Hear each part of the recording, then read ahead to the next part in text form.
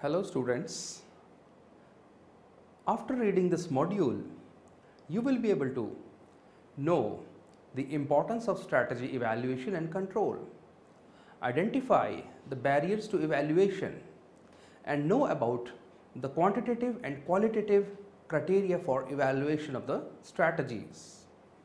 It is said that strategic management without evaluation and control is just like playing football without any goal posts. Evaluation and control is one of the most important stages in strategic management process of an organization. It is one of the most difficult tasks to perform and is the final stage in the strategic management process. In the strategic management process, an organization has to set the objectives, formulate the strategies, and achieve these objectives and undertake the implementation of the strategy. After the implementation of strategy, evaluation and control process ensures that a firm is achieving what it is set out to accomplish. Through evaluation and control, the strategists can decide whether the chosen strategy is in conformity with the objectives and whether the performance of task led to the achievement of objectives or not. Thus, strategic evaluation and control could be defined as the process of determining the effectiveness of a given strategy in achieving the organizational objectives and taking corrective action wherever it is required. In other words, it facilitates the management to evaluate how well the chosen strategy is implemented and how successful otherwise the strategy is. The process of evaluation is about how good the strategic plan of an organization and how they are being implemented. The information that has come during the evaluation process helps the strategists to enable better control and thus make better plans and improving the implementation process. So students, strategic evaluation, just like any other management process, is not a monolithic kind of a thing. It is also a stepwise process and it comprises of basically 5 interrelated steps.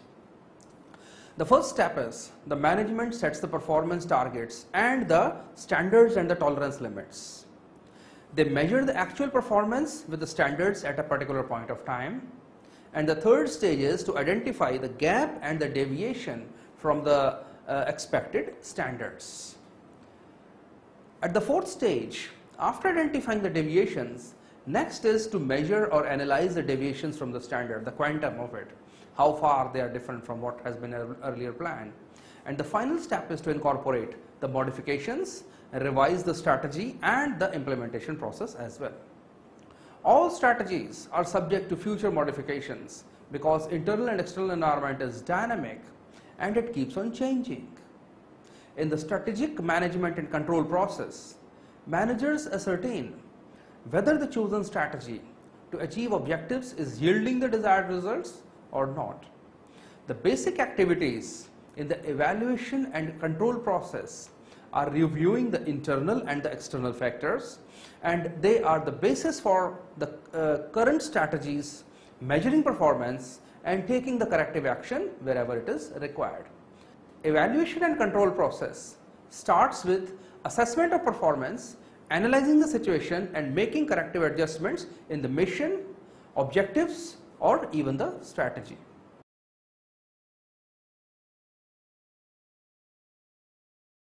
So dear students, with this background, let us now focus on the importance of strategic evaluation and control.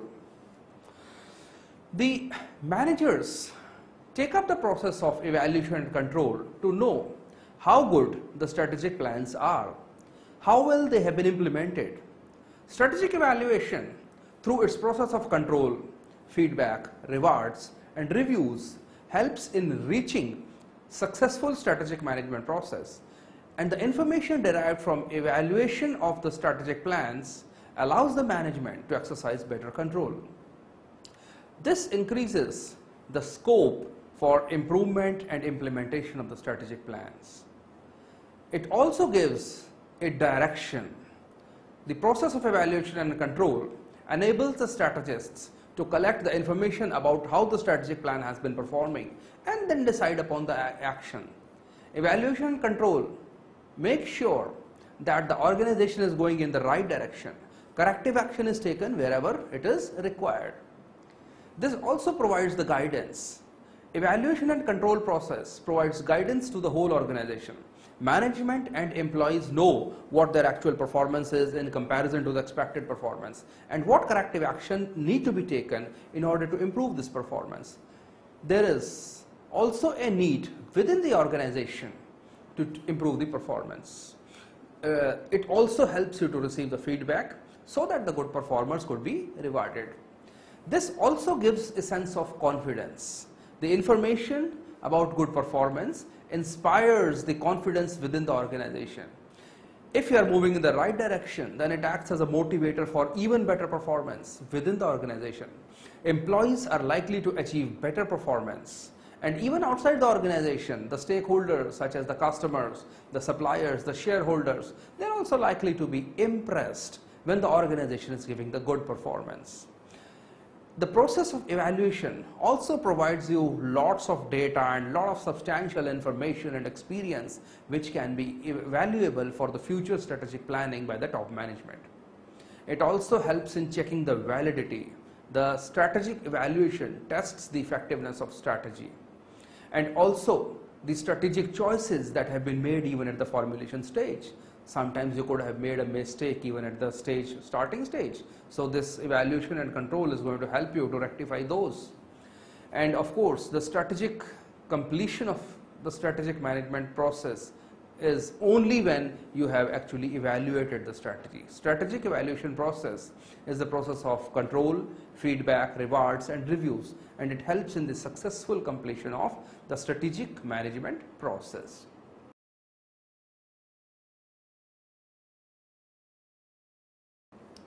So with this background, let us now throw some light on the barriers to evaluation. Evaluation is not a smooth process. Within the organization, there can be certain barriers as well. Evaluation involves assessment of a firm's strategy. And you know, whenever you are subject to any kind of examination, there could be certain resistance. So some of the barriers which can be there in the strategic evaluation and control are, firstly, the limits of control. Any control system, by its nature, presents the problem of too much versus too less control. It may be easy job for the strategist to decide the limit of control. In the words of Bernard Russell, too little liberty brings stagnation and too much brings a chaos. Too less control can make strategic management process unnecessary and ineffective and can create difficulties in coordination and will promote discrimination and discriminate use of managerial discretion. On the other hand, too much of control can harm the ability of managers to take the decisions. This will negatively impact the creativity of management and create unnecessary barriers to efficient performance. Strategists must create a balance between too much and too less control. Second is the resistance to evaluation. The process of evaluation involves control, and you know, too much of control of individuals is always resisted. Such a resistance can be reduced when you have open communication between people, between the participants of the process of evaluation, as is the human tendency, particularly demonstrated by the top executives who have formulated the strategy to ignore negative signals that control system provides and highlight the positive signals regarding the strategy or the strategies they support. There can be also problems in terms of difficulties in measurement. The process of evaluation is faced with a very big problem of measurement. Basically, the reliability and validity of the measurement techniques is an issue, particularly when you're dealing with a qualitative kind of a data. The inability of the information systems to give timely and valid information and lack of performance standards or quantifiable organizational goals. The solution lies in dependable and validated measurement systems which you have to evolve within the organizations. You need to adopt standardized procedures for measurement, quantification of objectives as far as possible, and improving the quality of the information systems. Another resistance can be the short-term assessments. Managers have a tendency to measure the immediate results. What is it that I have achieved today, or my team has been able to achieve in a short run? And then you have to rely on short-term implications of the activities. You know, every short term will have its implications in long term as well. So strategic management is a long term process. The long term impact of strategy is often ignored because of the complexities involved in taking into account the long term implications of the activities. The managers need to change their emphasis from achieving short term gains to long term results to correct the short sightedness which can come up in this process. Another barriers to depend on efficiency rather than effectiveness. Now these two terms need to be understood very clearly. Managers must be clear as to what represents an effective performance. There is a difference between efficiency, which basically means doing the right things, and effectiveness means doing right things. No doubt both are important, and sometimes both are confused. Now this can be a big deterrent. Sometimes performance that does not contribute to accomplishment of organizational goals may get rewarded if it is assessed on the basis of only efficiency, whereas measuring wrong parameters may result into a situation where the right type of performance does not get rewarded. The remedy basically lies in creating a sharp focus on effectiveness as opposed to the efficiency.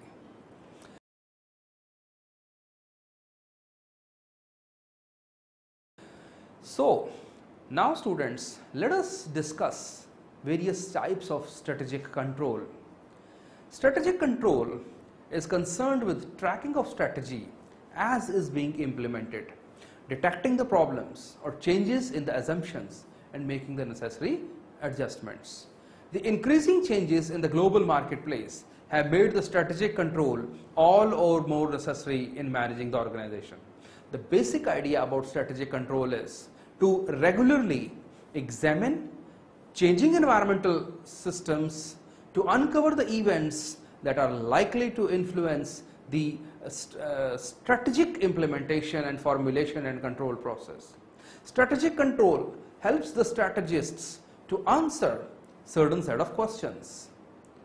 First question that a strategic control process that's going to answer is, are the premises or the assumptions which you have made during the strategy formulation process proving to be correct? Is the strategy guiding the organization towards its intended objectives being achieved? Are the organizations and managers doing the right set of things which ought to be done? Or is there a need to reformulate the strategy? The four types of strategic control are the premise control, the strategic surveillance, the special alert control, and the implementation control. Let us now understand each one of them. Premise control. Every strategy is based on defining the planning premises, the assumptions or the predictions. Premise control is the systematic explanation of the assumptions based on which strategy is based, to check whether the assumptions remain valid in changing environment or information. If the assumption is no longer applicable, then the strategy has to be changed. Premise control basically continuously tests the assumptions upon which the strategy has been based. Planning premises is concerned with the environmental and the industry factors. Environmental factors would include the macro as well as micro, such as your inflation, technology, interest rate, regulation, demographics, etc.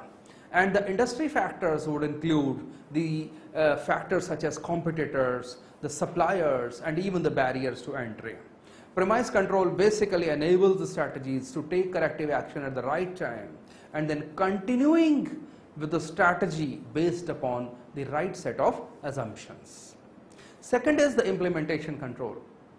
Implementation of a strategy results in a series of plans, programs, and objectives. Once resource allocation has been done for implementation of the plans, the implementation control analyzes whether the plans, programs, and projects which are actually leading the organization towards predetermined objectives are being achieved or not. If not, it is observed that commitment of resources to plan, programmed or project would not be for the advantage of the organization as was anticipated and may need some kind of the revision. Hence, implementation control may lead to strategic rethinking.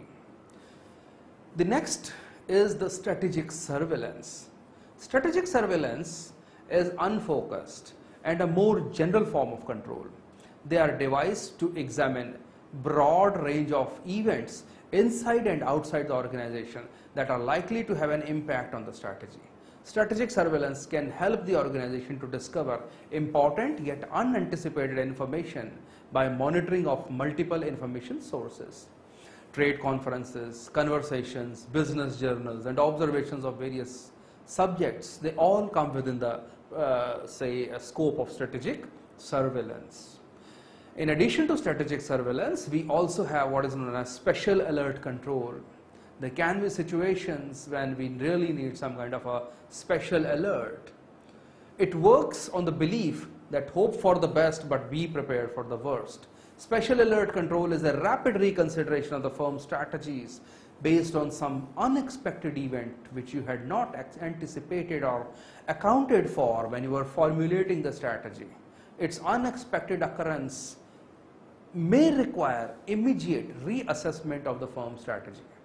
Examples of such event could be sudden fall of government, or there could be some natural disaster, or there could be some industrial disaster, or any other thing that has not been planned earlier.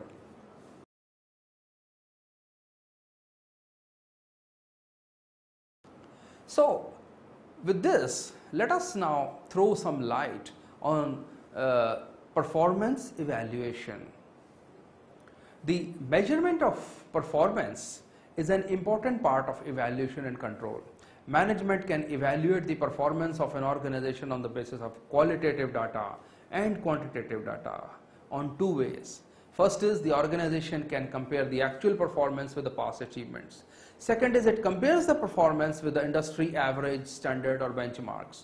And third is the firm's performance can be compared with those of its immediate competitors.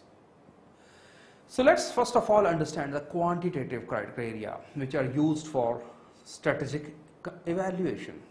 Quantitative criteria are primarily financial in nature. After all, numbers speak.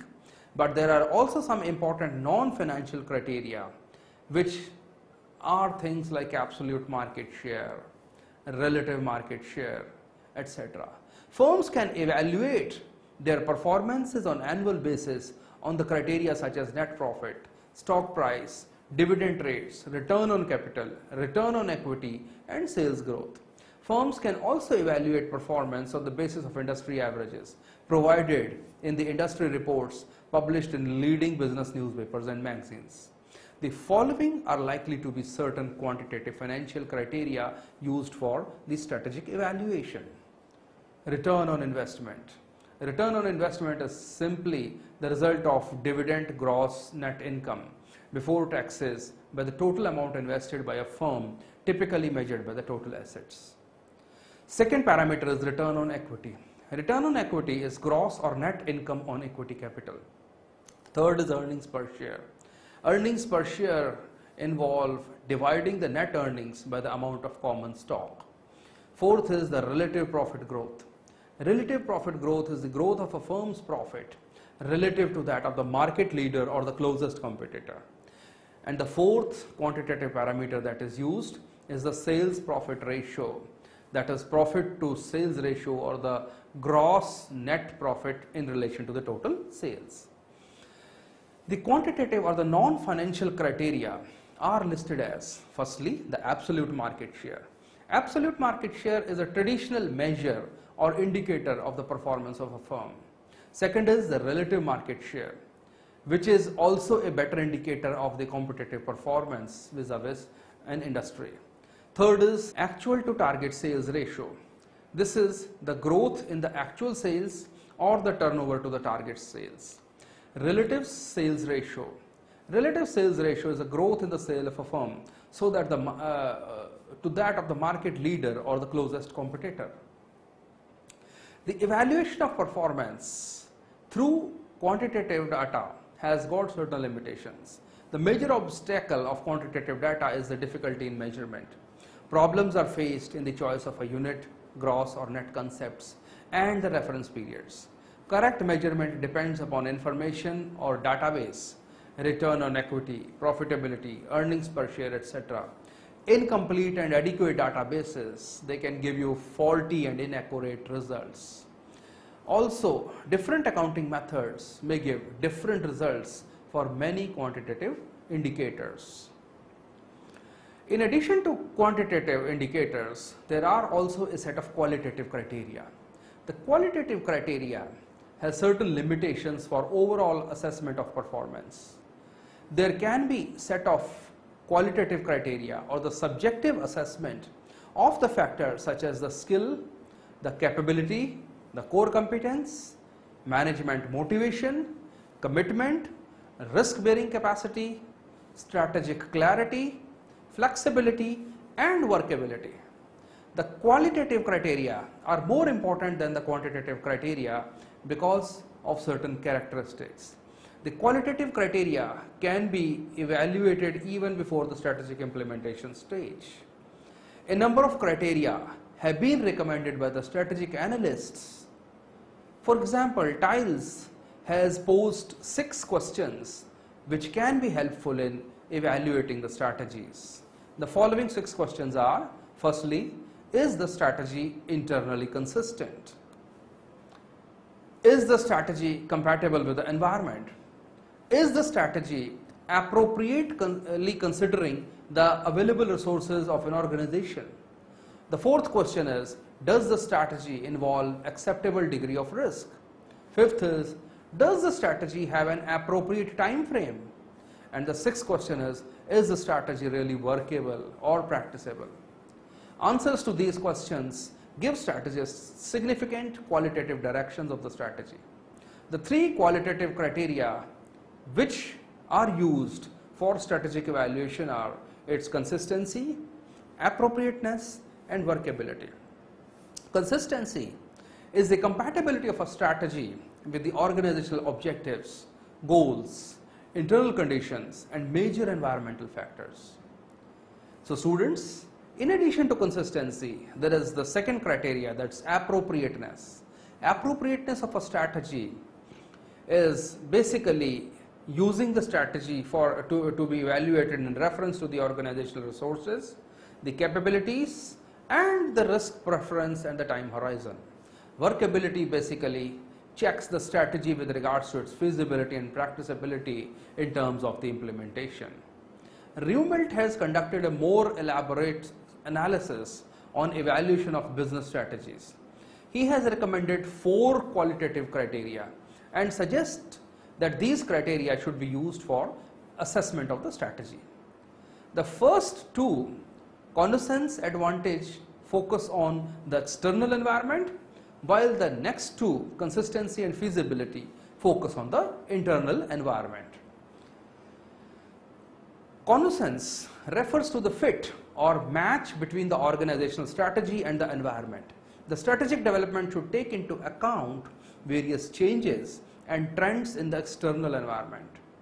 Rumelt has very rightly observed the key to evaluating connaissance is not understanding why businesses currently exists, and how it assumed the current pattern with respect to the environment. In addition to connaissance, the next important qualitative parameter is the advantage. Advantage refers to the ability of a strategy to produce competitive advantage in its product or business.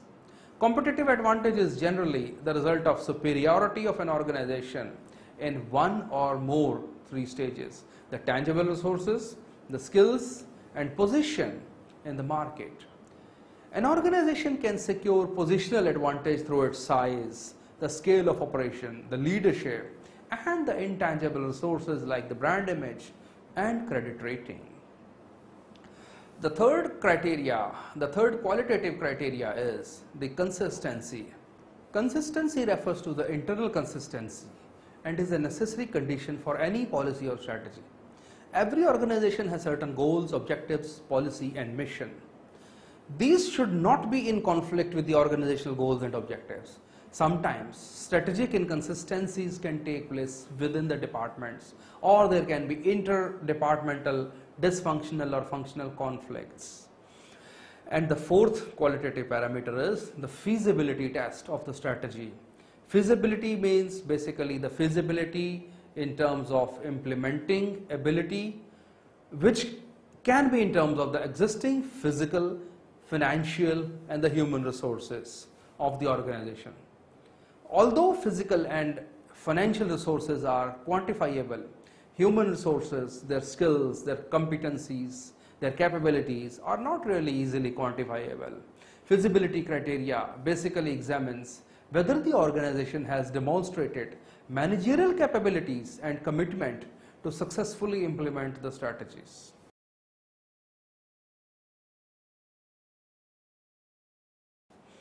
So with this, students, we come to the end of the module, and now let us briefly recapitulate what we have learned so far. We have learned that the process of evaluation and control play a major role in strategic management. Their role is to critically analyze what we are doing and what we are not at every stage of the strategic management process and take corrective actions wherever necessary or improve the performance. Strategic evaluation and control tests the effectiveness of the strategy.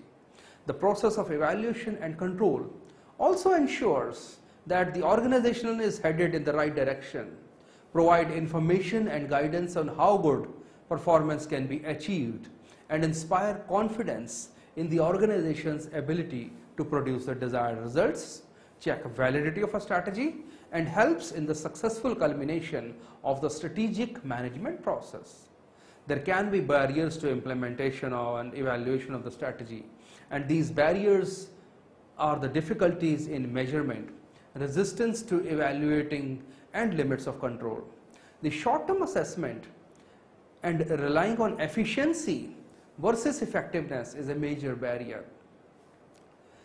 We have also learnt about the premise controls, the strategic surveillance, special alert controls, and implementation controls as four basic types of strategic control. All these controls are devised to meet the top management needs, track strategy as is being implemented, to identify the underlying problems, circumstances or assumptions surrounding the strategy, and to make the necessary adjustments. We have also studied about the performance evaluation, which can be on the basis of qualitative as well as quantitative criteria. Quantitative criteria are basically financial in nature and usually refer to the subjective measurement of the factors such as sales and growth and return on investment. The qualitative criteria refers to the subjective evaluation or subjective examination of the factors such as capabilities, core competencies, and risk-bearing capacity, strategic clarity, flexibility, and workability. We have also learned that no measure is going to tell us what we need to know. Therefore, strategists should use a mix of the say qualitative as well as qualitative measures, and they should not just rely only on the traditional measures of measuring the financial results, but also consider the qualitative criteria as well. Thank you.